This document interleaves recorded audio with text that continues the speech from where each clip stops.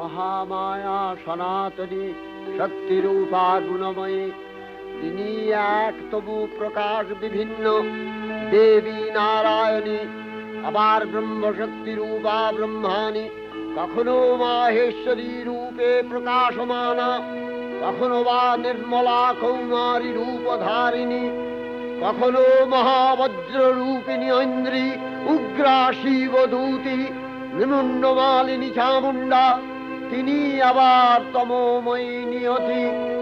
এই সর্বপ্রকাশমানা মহাশক্তি পরমা প্রকৃতির আবির্ভাব হবে সপ্তলোক তাই আনন্দমগ্ন।